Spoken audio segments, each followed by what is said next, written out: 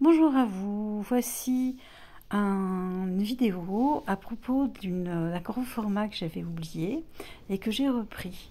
Voilà, j'avais travaillé un peu le premier fond avec des acryliques, mais ça ne m'intéressait pas vraiment tel quel. Et donc, je l'ai repris à la fin de ma dernière expo en portes ouvertes à mon atelier, avant la canicule. Et donc, pour la première fois, j'ai tracé des cercles avec une assiette, en l'occurrence, puisque d'habitude, mes cercles sont à main levée.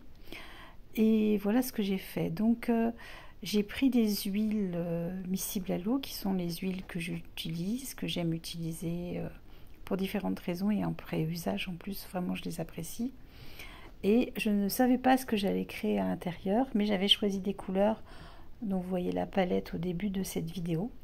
Donc c'est la partie peinture intuitive de mon travail, c'est-à-dire ne pas faire de croquis préalable, choisir mes couleurs et mes outils, mais ne pas forcément savoir ce qui va surgir. Même si, en toute honnêteté, je veux vous tenir au courant de l'évolution de cette partie intuitive de mon travail avec le temps et l'expérience.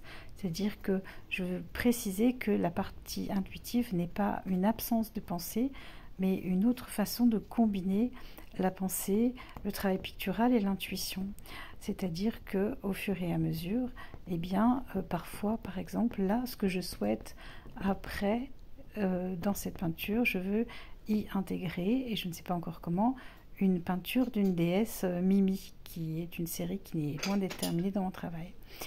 Mais je suis partie sur ces cercles, j'ai commencé à les remplir, je ne savais pas ce que ça allait donner, et au fur et à mesure, vous voyez ce premier cercle là, et dans un coin les autres vous les verrez mieux, en travaillant avec des spatules, couteaux, et 3 couleurs en fait à chaque fois.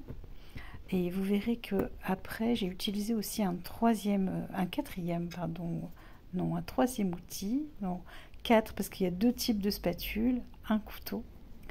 Et donc toujours 3 couleurs. Je n'ai utilisé que ces 3 couleurs pour tous ces cercles. Eh bien, ils finissent par ressembler à quelque chose. Déjà, vous avez un indice peut-être avec le premier cercle, bravo.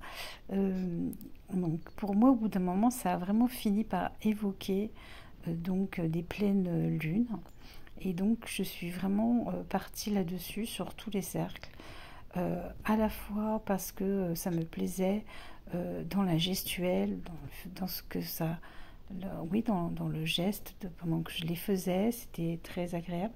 Et aussi parce que dans ce que ça évoque, la pleine lune, pour moi, il y a plein de sens très intéressants que je vais peut-être pas avoir le temps de développer ici. Voilà, j'aime les astres, j'aime le lien entre les astres, la Terre, l'effet sur les marées, l'effet qui n'est pas prouvé sur peut-être les accouchements et tout ça, ça on n'est pas du tout certain, mais c'est pas grave, il y a des choses qui des fois ne sont pas scientifiques et sont aussi jolies et à, à penser. J'aime le lien entre les ventres ronds des femmes et les pleines lunes, j'aime quand elles nous éclairent, j'aime voir les croissants se faire, enfin je trouve que c'est magnifique. Et donc je suis partie sur un certain nombre de cercles qui étaient pour le coup là prédessinés. Donc pour les dessiner, j'ai pris un pastel gras qui n'est plus visible vraiment en fait après, une fois qu'ils sont tous terminés. Et j'y suis allée avec ces huiles que je peux mélanger très facilement. Voilà, donc en fait vous voyez que l'intuition va se mélanger avec l'idée.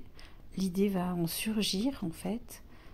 Cette part d'intuition, elle vient parce que je ne suis pas dans le contrôle total, mais il y a une maîtrise de mon travail, ce qui est différent.